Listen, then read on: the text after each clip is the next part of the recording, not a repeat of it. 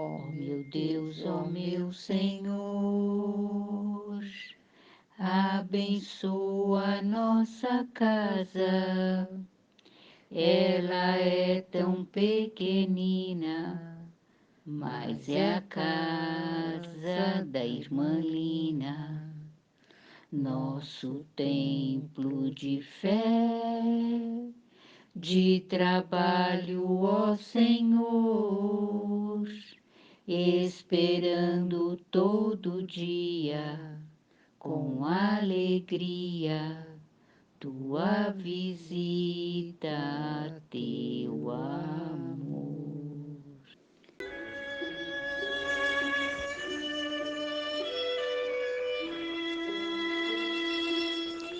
Boa tarde a todos. Vamos nos unindo em coração, pensamento e elevando os nossos pensamentos à casa de Irmã Lina e toda a cúpula espiritual, rogando a esses irmãos queridos e incansáveis que nos auxilie, que nos ampare em todos os nossos momentos, em todas as nossas decisões. Que possamos estar ligados neste momento pelo amor fraterno de Jesus. E carinhosamente vamos envolver o nosso irmão, o Senhor Júlio, que vai nos trazer o Evangelho da tarde. Graças a Deus.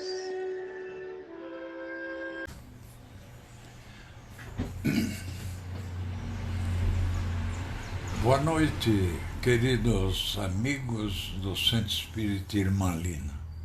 É com imenso prazer que eu estou me dirigindo a vocês a fim de estudarmos juntos algum dos ensinamentos que nos foi dado por Jesus. Jesus nasceu em Belém, que é uma província da Judéia. A sua infância e juventude foi passada na Galileia. Judéia, Samária e Galileia eram as províncias da Palestina sob o domínio de Roma. Nelas, Jesus passou os 3 últimos anos ensinando o caminho adequado para entrar no céu, oferecendo-nos o pão da vida, que é a sua doutrina. Ele escolheu alguns discípulos para que perpetuasse a sua doutrina. Eram quase todos galileus, homens do povo, humildes pescadores. O episódio que vamos estudar hoje é relatado por João no capítulo 4, versículos de 4 a 26. Esse ensinamento consta de uma passagem de Jesus pela província da Samária.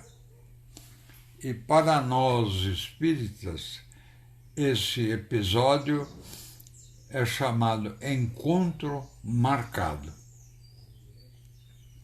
Na Samária, Jesus esteve poucas vezes.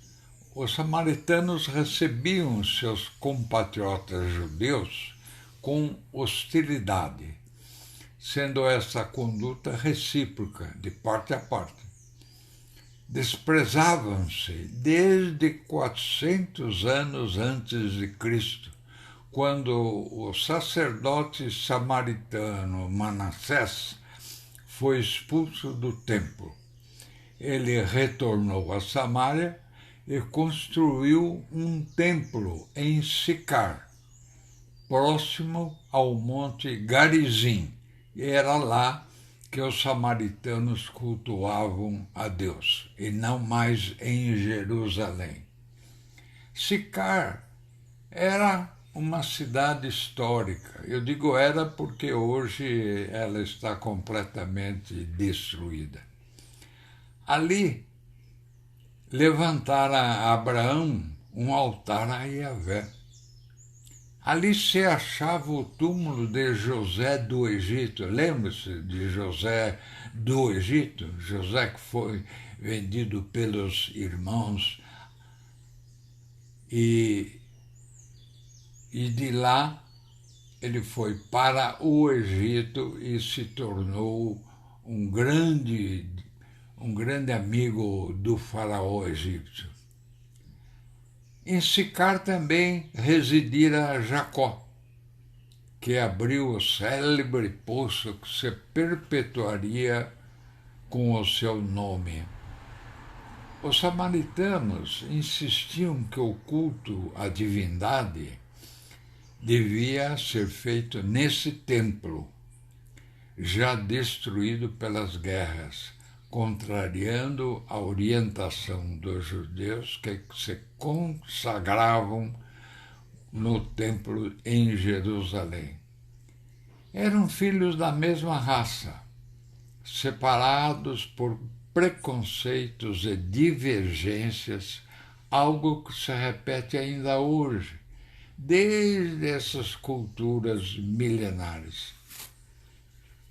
Contradições das mais lamentáveis no comportamento humano são os desentendimentos e lutas fratricidas, sustentados em nome de Deus, como se o objetivo do culto fosse a guerra, não a paz. Como se o objetivo do culto fosse a dissensão, não a distensão. Essa tendência é tão absurda que ainda hoje há seitas religiosas que não consideram filhos de Deus os que não comungam as suas crenças. Após a conversa com Nicodemos, que nós já vimos em palestra passada, Jesus permaneceu algum tempo em pregações pela Judeia, retornando a Galiléia. Embora houvesse um caminho melhor ao longo do rio Jordão, Jesus decidiu atravessar a região da Samária, hostil aos judeus. E conforme João, no capítulo 4, versículo 4, era-lhe necessário passar pela Samária. Tinha certamente um objetivo, tinha algo a fazer. E esse algo nos deu grandes ensinamentos, conforme nós vamos ver hoje. Em terra dos samaritanos, naquela época, naquele período em que Jesus passou por lá, o sol era abrasador, próprio da região, e Jesus sentiu-se cansado e sedento e sentou-se junto a um poço, enquanto os discípulos partiam para a cidade próxima, Sicar, em busca de alimento. Em hora sexta, como diz João, hora sexta é perto aí do meio-dia, porque o dia para os judeus começa às 6 da manhã, uma mulher aproximou-se. Jesus pediu-lhe água. Percebendo ela que ele era galileu, talvez pelo sotaque, ela ficou surpresa e falou: como sendo tu, galileu, me pedes de beber a mim, que sou uma mulher samaritana? Sua observação exprime bem a animosidade que existia entre galileus, judeus e contra os samaritanos e vice-versa. Os contatos eram evitados. Jesus lhe respondeu: se conhecesses o dom de Deus e quem é que te pede água, tu terias pedido e eu te daria água viva. Ela não entendeu. mas ficou impressionada com aquele forasteiro que rompia arraigados preconceitos. E aí ela, sem entender o que ele falou, comentou: Senhor, se não tens com que tires água do poço, que é fundo, de onde tens então essa água viva? És tu, porventura, maior do que o nosso pai Jacó, que nos deu esse poço, no qual bebeu, assim como seus filhos e seus rebanhos? Jacó, como nós sabemos, é um dos pais do povo judeu, portanto, era um ancestral comum de galileus e samaritanos. O Jacó era filho de Isaque e Rebeca. Portanto, ele era neto de Abraão, porque Isaque era filho de Abraão. Aquele poço, ainda hoje existente, teria sido aberto por ele, por Jacó. Tanto é que ele ficou famoso e até hoje esse poço é chamado Poço de Jacó. Jesus lhe responde: quem bebe desta água tornará a ter sede, mas quem beber da água que eu lhe der jamais terá sede. Ao contrário, a água que eu lhe der se tornará nele uma fonte a jorrar para a vida eterna. Jesus usa aqui um dos seus recursos prediletos, que é o simbolismo, para fixação de ideias. Fica melhor esse simbolismo para nós fixarmos as ideias que Jesus queria nos ensinar. Vamos perguntar, qual a mais abrasadora sede? Qual a mais abrasadora sede?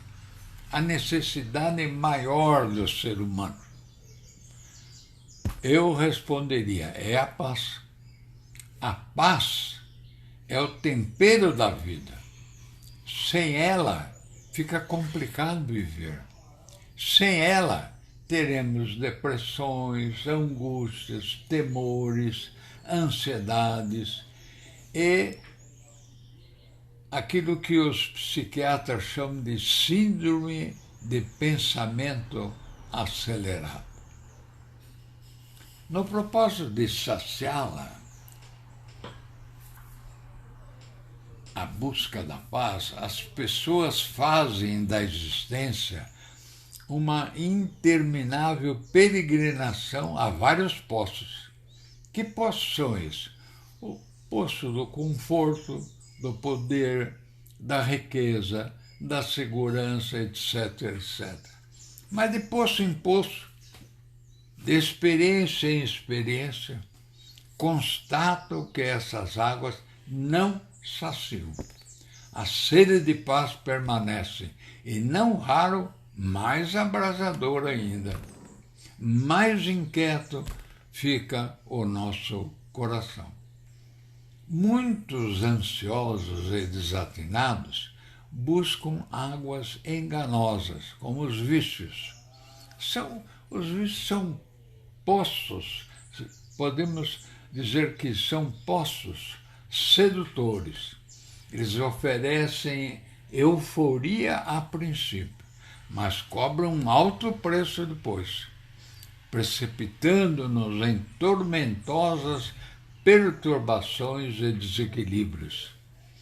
Somente uma fonte é capaz de saciar plenamente a nossa sede de paz: a fonte de água viva oferecida por Jesus. Ela brota pura e cristalina de seus ensinamentos. Ela nos oferece uma perspectiva de vida mais nobre, mais bela e digna, marcada pelos valores do bem e das virtudes. Mas há um problema. grande número de crentes buscam as igrejas, os centros espíritas, leiam o Evangelho, procuram Jesus, mas continuam sedentos. Será que Jesus estaria equivocado? Seria o Evangelho um poço de ilusão? Eu afirmo plenamente, obviamente não. Por que então que nós continuamos sedentos de paz, sedentos de amor, sedentos de fraternidade? Porque o manancial oferecido por Jesus é negligenciado. O alimento trancado na despensa é tão inútil quanto a despesa vazia. A água na cisterna não sacia a sede, precisa ser retirada e bebida. Ocorre exatamente isso. Temos a água, mas falta-nos a iniciativa de bebê-la. Será que temos medo das mudanças drásticas em nossas vidas? Será que nem sempre estamos dispostos a efetuar essas mudanças? Vamos ver alguns exemplos que nós devemos fazer para beber a água de Jesus. Muita gente bebe, sabe de tudo o que Jesus nos ensinou, mas não tem consciência disso. O importante é ter consciência das coisas. Vamos ver alguns exemplos. Perdoar as ofensas, como Jesus disse. Como guardar, vamos raciocinar, como guardar rancor contra alguém que, não obstante o mal que nos tenha feito, é também um filho de Deus. Nós devemos superar as ambições. Ambições pelo dinheiro, pelas coisas materiais. Quando isso deixa de ser parte da nossa existência, para transformar-se em finalidade dela, comprometemos a nossa jornada rumo ao céu. Vamos eliminar vício. Cigarros, álcool, droga fazem um céu artificial, sempre sucedido pelo inferno das enfermidades e desajustes. Vamos combater os impulsos agressivos. Por quê? Um momento de cólera, um gesto de agressividade, nos desajustam por longos períodos. Isto quando não nos complico pela vida toda. Por que ajudar o semelhante como pede Jesus? Amai os vossos irmãos. A essência do Evangelho está no empenho de nos colocarmos no lugar do próximo para fazer por ele o que gostaríamos que fizessem por nós, em idêntica situação. Por último, eu me lembro que nós devemos aprender a amar. Amar o lugar que nós estamos. Amar quem nós somos. Amar o que estamos fazendo. Vamos nos juntar a Deus através da prece, porque somente Deus poderá fazer com que encontremos a paz através do amor. Aprender a amar é essencial. Tudo isso que eu falei implica em estender a caçamba da vontade ao fundo do poço, girar a carretilha da ação para retirar a água, exercitar a iniciativa de sorvê-la. Resumindo, é preciso cumprir os princípios cristãos. Porém, se não estamos dispostos a esse esforço, cultivando a indulgência, a simplicidade, a virtude, a brandura e a fraternidade, permaneceremos sedentos mesmo diante do abençoado poço que Jesus nos oferece.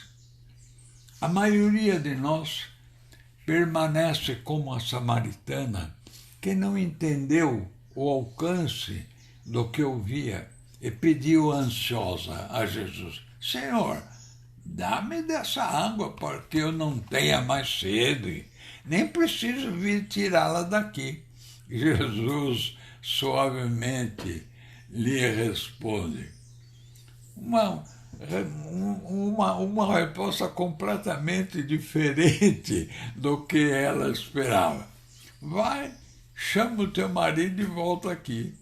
Mas Jesus tinha cada uma, né? Ele respondeu com uma pergunta completamente fora do contexto. Ela, tranquila, disse: Senhor, eu não tenho marido. Jesus foi insistir e disse: disseste bem, declarando que não tens marido, porquanto 5 maridos tivestes, e agora o que tens não é teu marido. Então, nós vemos que as perguntas que Jesus faz têm sempre um objetivo. Sempre tem um objetivo. Não era sua intenção humilhar a interlocutora. Apenas lhe demonstrava que, estando diante de alguém capaz de desvendar os mistérios do coração, ela deveria atender. Ela ficou impressionada e falou: Senhor, vejo que és um profeta. Dize-me então, nossos pais adoraram a Deus neste monte de Corazim, onde tem o templo construído por Jacó, por Manassés. E vós outros dizeis que, vós outros judeus, dizeis que é em Jerusalém que nós devemos adorar. É um momento solene esse, dos mais importantes no Evangelho. E respondendo de forma magistral, o mestre lança os fundamentos da verdadeira adoração a Deus. E diz: mulher, crede-me, virá a hora em que não será nem neste monte, nem em Jerusalém que adorareis ao Pai. Deus é Espírito, e em Espírito e verdade é o que devem adorar os que o adoram. Olha que beleza! Nós devemos adorar a Deus em Espírito e verdade. É uma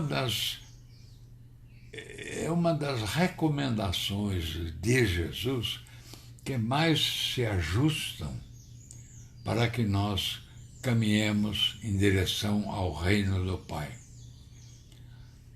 Existe um problema fundamental em nosso relacionamento com Deus. Julgamos que haveremos de encontrá-lo nos tempos religiosos. Então, a nossa tendência é materializar e não espiritualizar o culto, prendendo-nos a práticas exteriores. Nós ficamos presos a essas práticas. O judeu procurava Deus nos sacrifícios do templo. Sacrificava animais, não eles, animais. Sacrificavam os outros, não eles. O católico procura Deus na missa. O protestante procura Deus no seu culto. O hinduísta procura Deus entoando mantras. O muçulmano procura Deus repetindo rezas. E o espírito, onde procura Deus? Nas reuniões mediúnicas.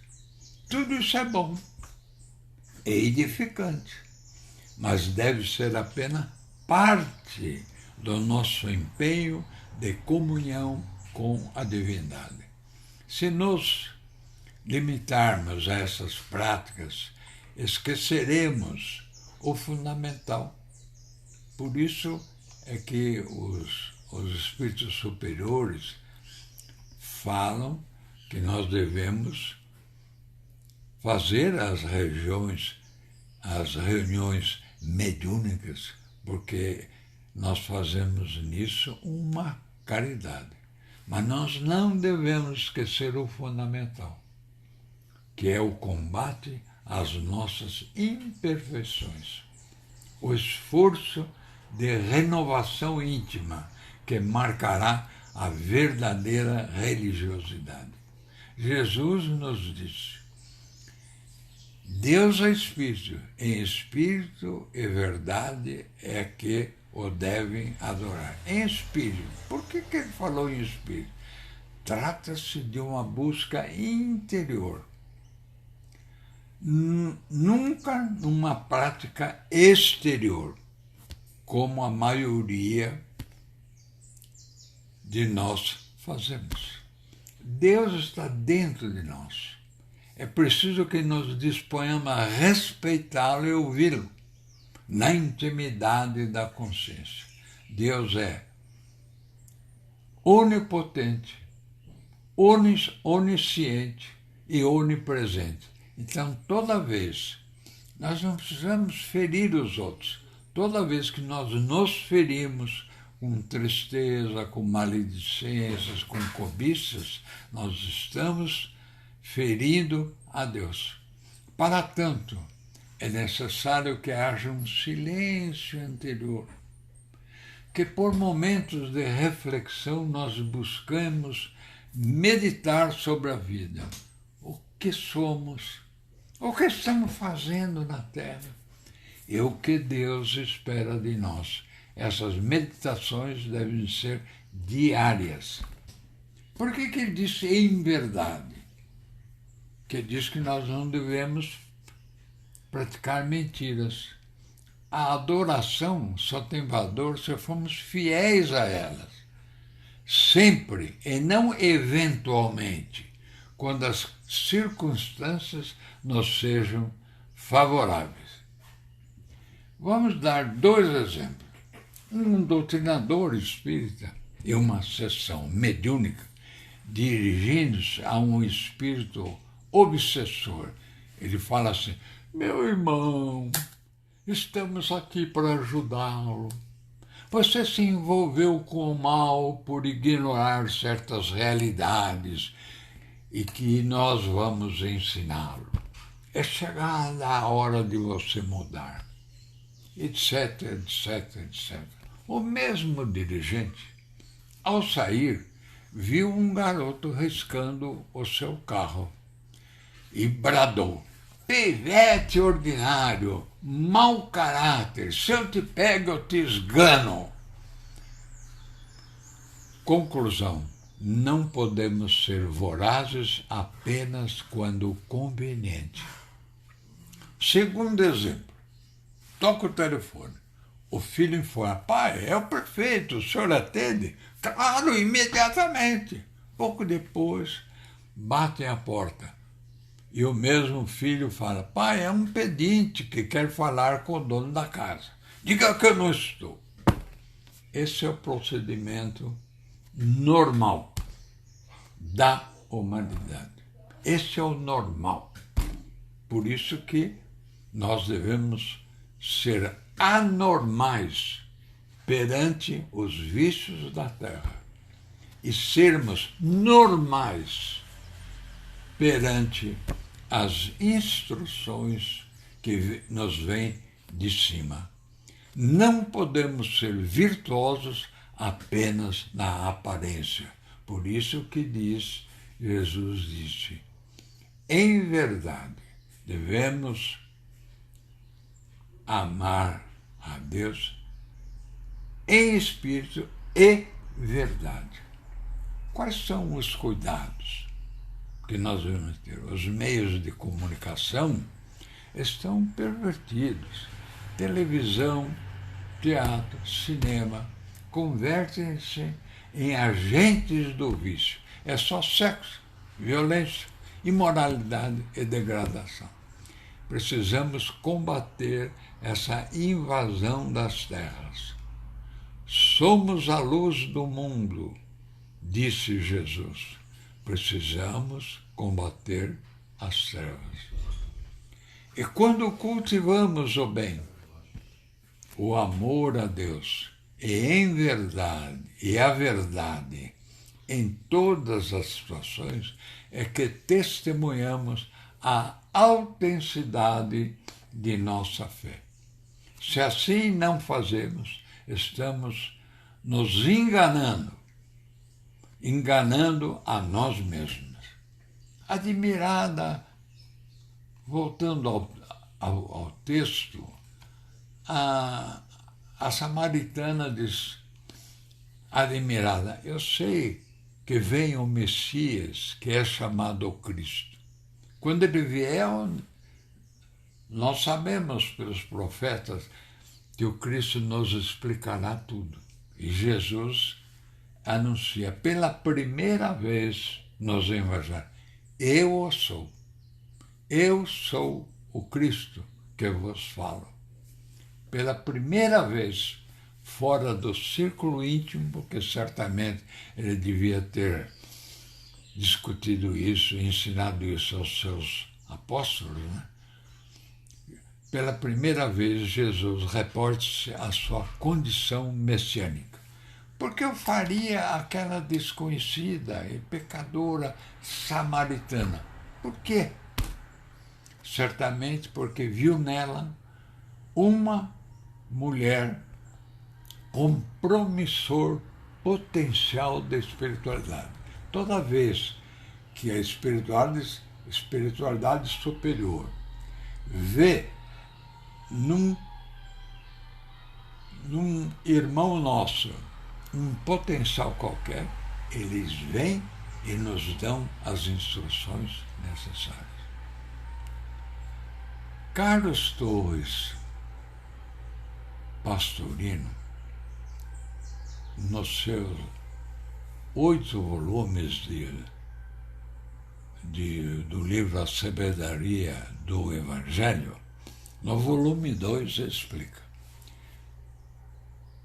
Jesus viu nela um espírito de escola, capaz de penetrar os mistérios do reino, e aproveita a circunstância para esclarecê-la. E de tal modo ela fica impressionada que a sua evolução, daí em diante, por diversas reencarnações, se fez quase num sentido vertical. E após 15 séculos, após ela ter esse encontro com Jesus, após 15 séculos, ela reencarnou como Teresa de Ávila, na Espanha, a única mulher que recebeu da Igreja Católica o título de doutora da Igreja, a doutora seráfica. Todos temos um encontro marcado com Jesus. Em algum momento de nossa história, nós haveremos de encontrar. Nós não sabemos quando. Pode ser amanhã, ou daqui a séculos. Não podemos definir onde. Será em nossa consciência quando, superando a crença superficial, as rotinas do culto exterior, nos dispusermos a fazer uso da água viva que ele ofereceu à mulher samaritana. Termino aqui a nossa palestra. Fiquem com Deus e fique também com Jesus. E até breve. E vamos assim, agradecendo ao Senhor Júlio, que carinhosamente nos trouxe esse evangelho tão maravilhoso, que possamos refletir e levar no nosso dia a dia todos esses ensinamentos. Vamos assim, vibrando com o que há de melhor em nossos corações, pelos nossos irmãos desencarnados, por todos os necessitados do corpo, da alma, rogando pelos hospitais, por todos aqueles que necessitam de um auxílio nesse momento, pelos nossos irmãos desamparados que se encontram nas ruas, nos albergues, orfanatos, casa de detenções, asilos e tantos outros necessitados. Sabemos que a necessidade é muito grande, por isso imploramos ao nosso governador Jesus que tenha a piedade de todos nós. Rogamos ainda por todo o planeta, por todos os governantes, pelo nosso Brasil, para que haja paz e entendimento. Rogamos ainda por todas as casas de orações, pela casa de Irmã Lina, este pronto socorro espiritual que tanto nos assiste e assiste aos nossos irmãos desencarnados. E vamos agradecendo a Deus, nosso Pai, por tudo que somos, por tudo que temos, e rogando que abençoe a cada um de nós e aos nossos lares, para que possamos ter uma semana de muita paz e de muito entendimento. Se conosco, Pai, hoje, agora e sempre. Agradecemos a companhia de todos e desejamos uma excelente semana. Fiquem com Deus, graças a Deus.